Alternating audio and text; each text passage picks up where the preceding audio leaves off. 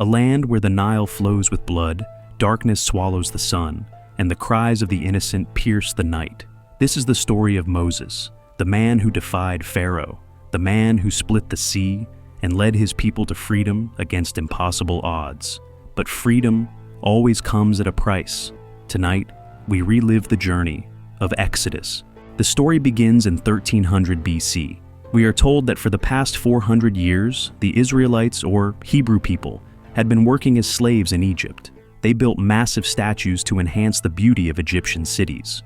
But despite 400 years of cruelty and neglect from the pharaohs of Egypt, they had never forgotten their homeland or their creator. And yes, the creator had not forgotten them either. This is where the main story truly begins, as we see a grand palace of the pharaoh. All the high-ranking officials had gathered there to discuss an important matter. Not far from their empire, about 1,600 soldiers from a people known as the Hittites had set up camp. Pharaoh Seti still didn't know their true purpose, but he didn't want to give the Hittites any opportunity to attack his kingdom. So, the pharaoh decided they would strike first. At that time, before any battle, a sorceress named Nuzumi would predict the outcome of the war. As usual, Nuzumi sacrificed a swan, removed its liver, and began chanting incantations. She then told the pharaoh that the gods had not given her a clear outcome for this war. However, she did say that one of the two generals would face great danger, and whoever saved the other would one day rule all of Egypt. Hearing this, Rammeses grew a little uneasy, but Moses didn't believe any of it. While talking about this, Rammeses told Moses, "Whether you believe in prophecies or not doesn't matter to me, but if I fall into danger on the battlefield, promise me you won't help me." Moses simply gave a faint smile and walked with Rammeses to the pharaoh. The pharaoh presented them both with swords, though in truth, the sword meant for Moses was given to Rammeses, and Rammeses' sword was given to Moses. He told them, "I want you two to protect each other just as you grew up together like brothers." Soon after, Moses and Rammeses set out with their armies to attack the Hittites. When we see the Hittite camp, it doesn't look like they were there for war. They were living peacefully. Suddenly, a Hittite soldier galloped into camp, shouting breathlessly, "The Pharaoh of Egypt has sent soldiers to kill us. Prepare for battle." Immediately, all the soldiers got ready for war, and thus began a fierce battle between the Egyptians and the Hittites. From the very start, the Egyptians had the upper hand. Under the leadership of Rammeses and Moses, it seemed like they would win easily. But during the fight, Ramesses' chariot wheel suddenly broke, throwing him to the ground and injuring him. Just then, a group of horses charged toward him, and he was about to be trampled to death until Moses hurled a spear, driving the horses away and saving Ramesses' life. Although Ramesses survived, he couldn't feel happy. The prophecy kept ringing in his mind, and in that moment, he felt a surge of jealousy toward Moses. He even raised his spear to kill him, but ultimately couldn't bring himself to do it. Disturbed, Rammeses and Moses finished the battle, emerged victorious, and returned to the palace. They were warmly welcomed, and soon after the pharaoh summoned Moses. He asked Moses, "Tell me exactly what happened on the battlefield. I've asked others, but no one tells me the truth." Moses tried to reassure him, saying, "Nothing happened, you don't need to worry." But the pharaoh insisted on hearing the truth, so Moses finally admitted, "It's nothing." But Nuzumi's prophecy came partly true. "You know I don't believe in such things." The pharaoh, surprised, said, "So you saved my son's life?" Moses nodded. The pharaoh took him close and said, "To be honest, I know very well that you are more capable of ruling this kingdom than my son Rammeses. But you are not of my blood, so how could you be my heir?" Moses replied, "Please don't worry about prophecies.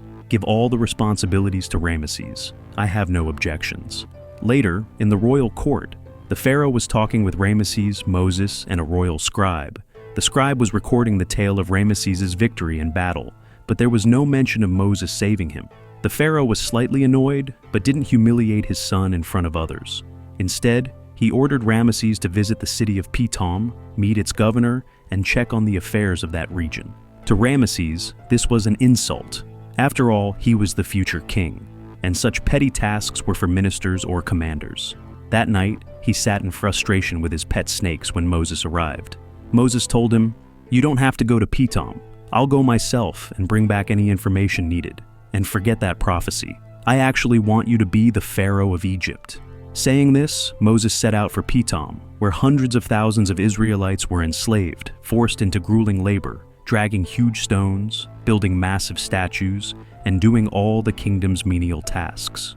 As soon as Moses entered the city of Pithom, he was hit with a terrible stench, the smell of thousands of rotting bodies of slaves. Ignoring it, he went to meet the governor of the region. The governor lived in great comfort and luxury. That day, however, he complained to Moses, saying, "The number of slaves here is increasing day by day. Childbirth has become like a game to them." Moses replied, "That's good news. If the number of slaves is increasing, why are you worried?" The governor answered, "When those slaves wish for my death, it's definitely a matter of concern, Your Excellency.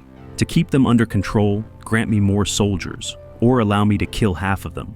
If nothing is done, one day these slaves will rise up against me and kill me." Moses said, "All right, I've heard you. But now let's go speak directly to the slaves. When I look into their eyes, I'll know if they intend to rebel against you." To the governor, this was a deeply insulting idea. He would never speak directly to slaves. So Moses went alone to talk to them. Seeing the unimaginable suffering and abuse they endured shook Moses to his core. He called together the elderly among the slaves and asked them to tell him their demands and grievances. One old man said, "We all want to return to our homeland of Canaan." Canaan was the ancient land that included what is now Israel, Palestine, and some surrounding regions. Moses told the old man, whose name was Nun, "You have no idea how dangerous Canaan has become. Soldiers far more brutal than Egypt's now rule there. You would not survive." Then a slave stood up and said, "But God made Canaan for us." Moses asked, "Which God? Are you talking about the God of Abraham? Forget about that. Here at least you are safe." But when the slaves learned Moses' name and lineage, they seemed strangely surprised. Later, as Moses was returning to the governor's palace, a slave ran to him and said, "Your Excellency, Nun wishes to speak with you. Please come to the prayer house tonight. He has something urgent to say." Moses returned to the palace, still furious after witnessing the cruelty toward the slaves. Confronting the governor, he said, "Do you think our Pharaoh knows that you live here like a king, wasting the kingdom's wealth?" The governor replied, "I need some comfort and rest for the way I keep the slaves under control." Moses told him, "Rest if you must, but stop living like a monarch. You are not a king." With that, Moses left to meet Nun. The governor, insulted by Moses' words, began plotting revenge. Meanwhile, Moses found Nun's small dwelling. "Say what you need to quickly," Moses told him. "I have to leave." Nun asked, "Do you think it's just a coincidence that you came to Pithom? Or do you see a greater purpose?" "Say it clearly," Moses replied. Nun said, "Do you know your father's name? I know you don't. You only know that he was supposedly a commander in Pharaoh's army. But that is a great lie. Your father was no commander. You were born into the Hebrew people, the Israelites." Hearing this, Moses grew angry and prepared to leave. But Nun pleaded, "If you leave now, one day you will return here to learn this truth. Please, hear it now." Moses agreed, but ordered everyone else out of the room. Nun then said, "The year you were born, a prophecy was made, that a boy would be born among the Israelites who would be sent by God as a prophet for his people. And through him, Egypt's cruel rule would be destroyed, and all Israelites would be freed." When the pharaohs heard this prophecy, they began killing every firstborn son in Israelite households. To save you, your parents placed you in a basket and entrusted you to your sister, Miriam. Miriam knew exactly when Pharaoh's daughter Bithiah came to bathe in the river. At that moment, she set your basket afloat on the water. Seeing you, Bithiah didn't understand the truth. She rescued you and brought your sister into the palace to care for you. She raised you with great love, but no one knew you were an Israelite. God allowed you to grow up in their palace so that you would one day destroy them. Hearing Nun's words, Moses laughed and said, "You're pretty good at making up stories, but I don't believe any of it." With that, he left. Meanwhile, we see the two spies who had secretly overheard the conversation between Moses and Nun. They went straight to the governor and told him that Moses was actually a prominent man from the Israelite people. The news hit the governor like a bolt from the blue. At the Pharaoh's palace, the king had grown very ill. Seeing Moses gave him some comfort, but within days, he died from his illness. Naturally, Rammeses placed his father's body in a coffin and had him mummified, as Egyptian pharaohs believed that one day, life might be restored to their bodies. After the great king's death, Rammeses himself took over the vast empire, now ruling as pharaoh. The next day, while Rammeses was making plans to build massive statues to further enhance the empire's glory, the governor of Pithom arrived at the palace. He told the pharaoh, "Your Majesty, I have something very important to discuss with you. But first, everyone in this room must leave." Moses objected, saying, "You can't order me around. I'm the pharaoh's advisor." But Rammeses told everyone, including Moses, to step outside so he could hear the governor. Furious, Moses left. The governor then revealed everything about Moses' true heritage to Rammeses. That night, while Rammeses was dining, Moses entered the hall. Rammeses told him, "You know, today the governor claimed that he learned from a secret source that you are an Israelite, born among those slaves." Rammeses laughed at the idea, thinking it sounded like just another story. But then, suddenly turning serious, he said, "But what if it's not a story? What if it's true?" To find out, Rammeses summoned his sister, Bithiah, and asked, "Where did you find Moses?" Bithiah shouted, "Are you questioning me because of that governor's words? If father were alive, he'd have had him executed." Since Bithiah refused to answer, Rammeses called in Miriam and asked how she knew Moses. Smiling, Miriam said, "Are you out of your mind? Don't you know I raised you both with care and love?" Rammeses asked if that meant she was Moses' real sister, or from the Israelite people. Miriam replied directly, "No, Moses is not my real brother." Hearing this, Rammeses grew furious. He held a sword to her hand and threatened, "If you don't tell me the truth right now, I'll cut your hand off." Moses stepped forward and said, "That's enough, Rammeses. Don't push this any further." Rammeses shot back, "And if I do, what will you do then? I have to know the truth." He asked Miriam again, and when she refused once more, he struck her hand with his sword. At the last moment, Moses saved her. But for defying the pharaoh, Moses was thrown into prison. That night, Rammeses' mother visited him and said, "You had every reason to kill Moses. Why didn't you?" Rammeses explained, "Mother, I know Moses very well. He defied me only to protect Miriam's hand. He doesn't believe in these stories any more than I do." Still, not wanting to take any risks, Rammeses ordered Moses to be exiled from Egypt the next day. To say goodbye, his foster mother Bithiah and his sister Miriam accompanied him to the edge of Egypt's border. There, for the first time, Bithiah told Moses the truth. "Yes, I found you in the river, and Miriam is your real sister. But we never told the king or Rammeses because we didn't want you to be harmed." Even then, Moses found it hard to believe, until Miriam said, "I was the one who set you afloat in the basket. When you were a baby, mother tied a root around your hand. I still have it." Finally, Moses accepted that he was indeed from the Israelite people.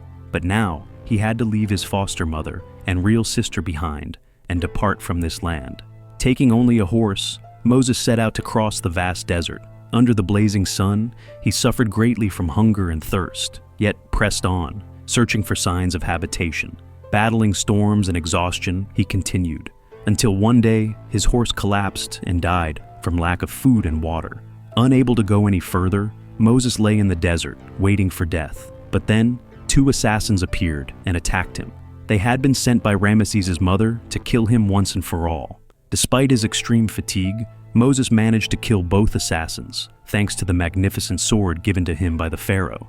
Taking the assassins' 2 horses, he pushed onward, determined to survive. Eventually, he crossed the great desert and reached the narrowest stretch of the Red Sea, at the Straits of Tiran. With the 2 horses, Moses crossed the narrow waterway and arrived in a region on the present-day border between Saudi Arabia and Jordan, known in ancient times as Midian. There, he saw a group of young women drawing water from a well for their use. Suddenly, some local shepherds arrived with their goats and began giving them the water the women had drawn. Seeing this, Moses stepped forward and began drinking water himself. The shepherds were about to drive him away, but he drew his sword, and at the sight of it, the shepherds left. Moses then told the women to take the water they needed. In the next scene, one of the women, named Zipporah, invited Moses to her home for a meal. Her father welcomed Moses warmly, and the next day, while helping Zipporah with her work, she asked, "You're from Egypt, right? I've heard it's a beautiful land. What's it like there?" Moses replied, "It has tall buildings, massive statues, and countless slaves and soldiers. But Midian is far more peaceful than Egypt." Over time, friendship and love grew between them, and within a few months, they were married. Happily, they accepted each other as husband and wife. Meanwhile, in Egypt, Rammeses was ruling his empire with full authority. He even had a massive statue of himself, built to glorify his reign. And so, about 12 years passed. Moses was now the father of 2 children. One day, while playing with his son, the boy said, "Father, I've heard we're not allowed to climb that Mount Tur over there. God has forbidden it." Moses laughed and said, "That's not true. God hasn't forbidden us from anything." That afternoon, dark clouds gathered in the sky. After sunset, a violent storm struck with thunder and lightning. Moses went up Mount Tur to bring back his goats, but the rain had softened the ground so much that part of the mountain collapsed on him, burying him in mud and debris. Just then, a young boy appeared out of nowhere. Moses pleaded, "Please, help me." But the boy said, "I'm not here to help you. Did you help your own people? You must return to Egypt. Your people are waiting for you. They will not find peace until they see you again." Moses asked, "Who are you?" The boy simply said, "I am," and then vanished. In the next scene, Moses is shown being rescued. His leg was badly injured, and he was trembling with fear. He told his wife, "I don't know where that boy came from, but he told me to return to Egypt. This must be a sign from God." His wife insisted that he had been unconscious from the falling rocks and imagined the whole thing, saying no child could possibly be God. Days passed in fear, but as Moses returned to his normal life, one night he again saw the boy standing outside his home. Smiling, the boy asked, "What happened? Have you forgotten your people so easily?" The words shook Moses deeply. The next day he began sharpening his sword. He was going to save his people, the Israelites. His wife tried to stop him, saying, "I won't let you go anywhere." But Moses ignored her. Before leaving, he said goodbye to his child, who felt great pain, thinking his father might never return. Angry and hurt, the boy walked away. His wife shouted, "God would never send a man away from his family like this. You must be mistaken." But Moses didn't listen. He only told her, "Wait for me. I will come back." Then he set out for Egypt, crossing deserts, seas, and mountains until he arrived in the city of Pithom. The city's condition was far worse than before. The governor had turned every slave's life in the mines into pure hell. Moses went straight to see Nun, the elderly man. Nun was overjoyed to see him and introduced him to Aaron, Moses' younger brother. Aaron called over his son and said, "Son, look, this is my older brother Moses. He was once a prince of Egypt." Moses' return seemed to rob Pharaoh of his sleep. One night, Rammeses woke suddenly, and after checking on his child, he went to tend to his horses.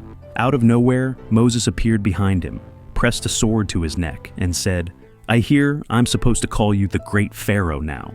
Rammeses replied, "Moses, my brother, you're alive. I'm so glad."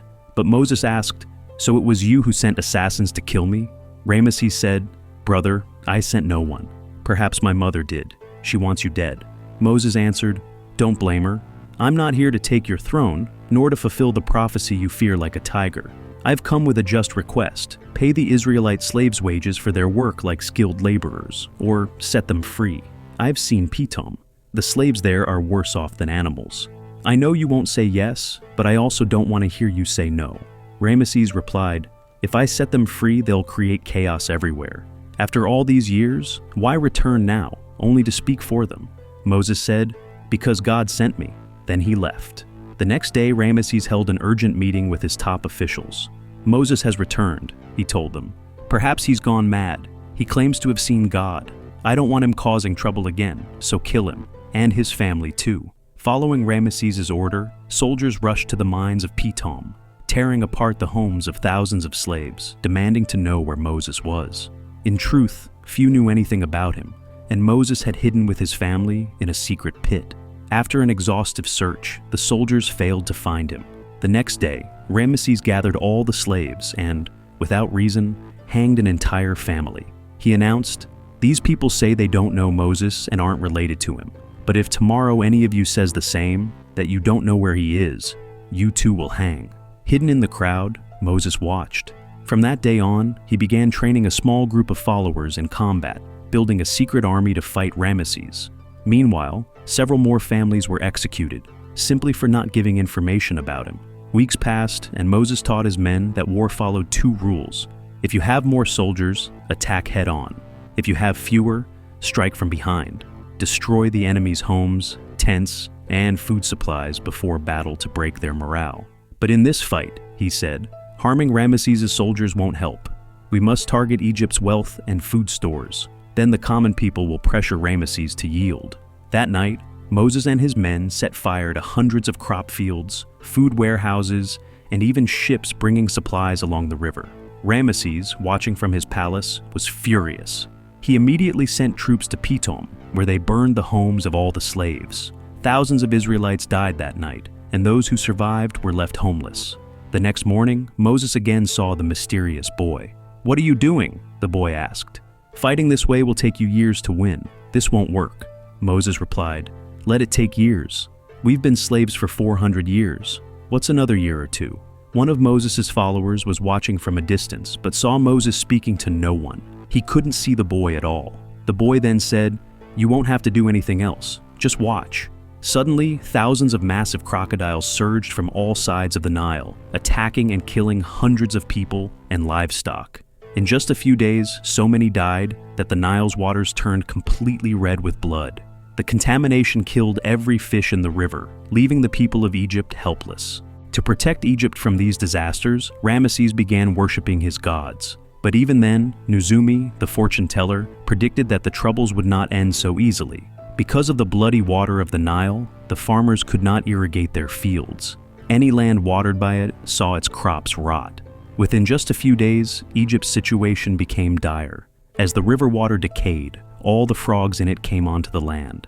Billions of frogs swarmed everywhere, making it impossible for people to do any work. The frogs even entered the royal palace. But the plagues did not stop there. Soon, without water, the frogs began to die, and their rotting bodies gave rise to billions of flies. The fly infestation was so severe that people could not escape them. Those with open wounds suffered even worse. The flies ate into their flesh, spreading infection throughout the kingdom. Even Rammeses and his wife developed a terrible skin disease. During this chaos, Moses wrote a message on the side of a horse. "These plagues are from God. We must talk and find a solution now, or worse will come." Seeing this, Rammeses grew even angrier. The next day, he ordered all slaves to work double their usual load, and no straw would be given for making bricks. "I want to see how your God helps you now," he said. Once again, the Hebrews faced brutal oppression. Moses, disheartened, prayed to God, saying, "Lord, I trusted you completely, but your punishment is falling on everyone. Who exactly do you want to judge?" The next morning, one of Ramesses' prized horses died, black fluid dripping from its nostrils. Soon, the disease spread rapidly, killing all livestock, cows, buffalo, goats, camels, throughout Egypt in just days. Even the kingdom's greatest doctor had no cure, so Ramesses had him hanged. He also asked Nuzumi how long it would take for the Nile's water to clear. When she could not answer, he had her hanged as well. But God's plagues were not over. That night, a massive tornado struck Egypt, accompanied by fierce winds and hail that shattered hundreds of statues and killed thousands of people. Still, Ramesses did not yield. Then God sent a swarm of locusts. Billions descended upon Egypt, stripping every leaf from every tree and devouring all crops. Egypt now faced a catastrophic famine. One day, a minister told Pharaoh, "Our people are starving to death. We must give them food from the royal stores." But Ramesses replied, "Do you want me to starve too? There is plenty of water. They can drink that and survive." Soon after, desperate citizens stormed the royal granaries, stealing whatever food they could carry. As they fled, Ramesses' soldiers fired arrows indiscriminately, killing many. Watching from nearby, Ramesses saw a massive lightning strike kill all his soldiers instantly. Later, while praying to his gods, Ramesses suddenly felt certain that Moses was nearby. Shouting, he said, "You gave me conditions for releasing the slaves, didn't you? Well, here's my condition. If one more plague comes upon us, the next day I will kill every Israelite child and drown them in the Nile. Not even your God will stop me, because I am a god myself. Let's see whose power is greater." With these words, Pharaoh committed a grave sin, directly challenging God himself. That night, the mysterious boy came to Moses and said, "Enough. As long as Pharaoh has his army, he will not surrender. Now, something worse will happen to him. He will have to kneel before me and beg, or no child and his people will survive." Terrified, Moses did not want so many children to die. He rushed to Ramesses and pleaded, "Brother, before sunset today, set the slaves free, or something will happen that none of us can stop." Ramesses refused, saying, "No, I will not free them. Do whatever you want." Disheartened, Moses said, "Then at least watch over your child tonight." Ramesses, suddenly concerned, asked, "Why?" But Moses gave no answer and walked away. Moses returned to his camp and told all his followers, "Tonight, sacrifice a goat or a lamb and put its blood on your doorposts. That way, God may protect us." Hearing this, all the Israelites sacrificed their goats and marked their doors red with blood. By then, night had fallen. Pharaoh lit torches all around his palace to illuminate it, while Moses stood in deep thought, looking up at the sky. Suddenly, all of Egypt began to fall into darkness. A terrifying black shadow swept across the land, extinguishing every flame it touched. Wherever the shadow passed, the breath of every living child stopped. They died instantly. That night, Pharaoh's own young child also died. Pharaoh cried out in anguish, weeping uncontrollably. Throughout Egypt, every home was filled with wailing. The next morning, Pharaoh had his child mummified and went with his army to meet Moses. Moses and his men thought a battle was about to take place, but instead, Pharaoh shouted at him, "What kind of God do you worship? One who kills innocent children?" Moses replied, "Look carefully. Not a single Israelite child has died. God has only punished the wrongdoers." Hearing this, Pharaoh shouted again, "Fine. You want to go to Canaan? Then go. Take all your people and leave my city today." At once Moses gathered about 400,000 slaves and set out for Canaan. Along the way, ordinary Egyptians hurled insults and curses at them, but Moses silently led his followers out of the land.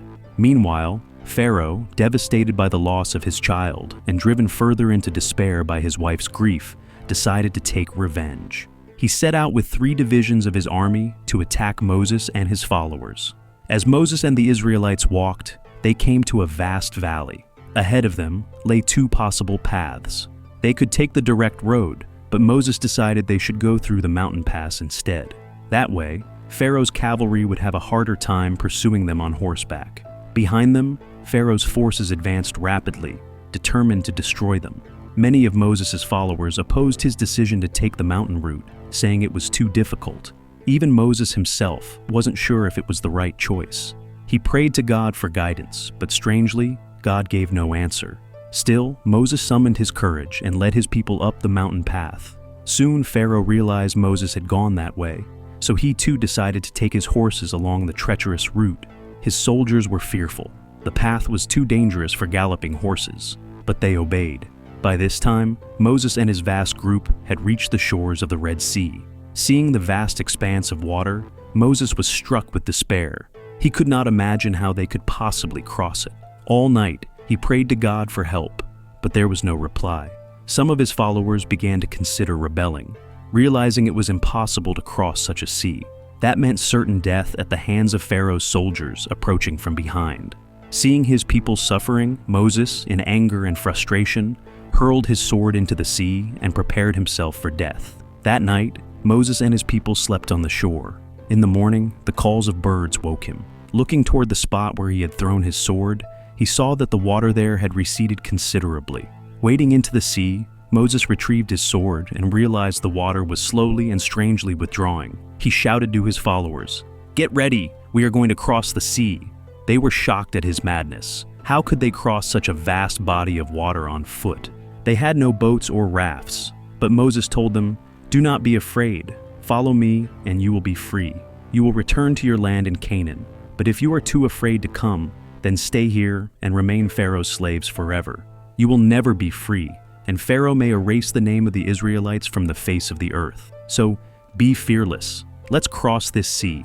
God is with us. We have nothing to fear." Hearing this, the rest of the people gathered their belongings and began preparing to cross the vast sea. This place was actually the Suez Canal of the Red Sea, located between 2 countries. Meanwhile, as Pharaoh and his soldiers rushed toward Moses, a landslide struck along the way, killing more than half of Pharaoh's troops. The commander shouted, "Your Majesty Rammeses, what are you doing? Our soldiers are dying. We should not be going this way at all." But Pharaoh ignored him. With the few surviving soldiers, he continued on, determined to destroy the Israelites. By the time Moses had reached the middle of the sea, all the water had already receded. They were easily walking across on dry ground. But just then, Pharaoh and his troops appeared behind them. In the blink of an eye, Pharaoh charged forward with his soldiers, determined to slaughter the Israelites. Moses and his followers ran desperately to cross the massive empty seabed. Soon, terrifying tornadoes began forming in the middle of the sea. Pharaoh's soldiers were terrified, but Pharaoh, fearless, pressed on to kill Moses. As the Israelites ran for their lives, they saw a massive tsunami rushing toward them. Towering waves rose like mountains on both sides. Seeing this, Moses ordered his followers to hurry and cross, but he himself stayed behind, ready to face Pharaoh. By then, Pharaoh's soldiers, seeing the massive waves, had already turned back in panic, trying to save themselves. But Pharaoh, blinded by rage, charged into the middle of the sea toward Moses.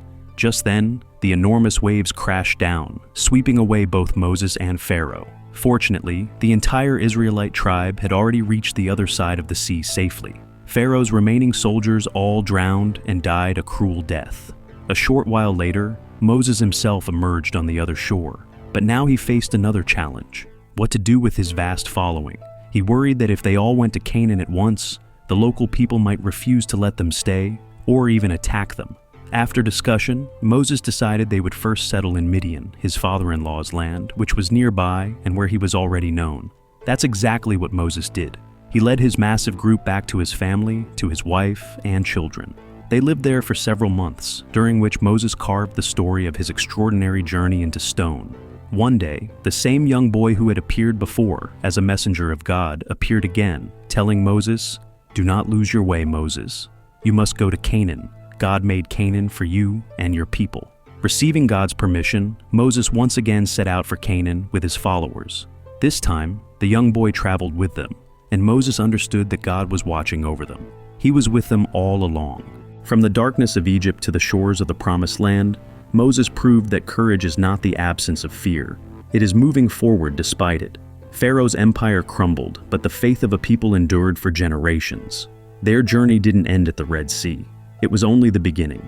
Because when God is with you, no sea is too deep, no enemy too strong, and no path too impossible.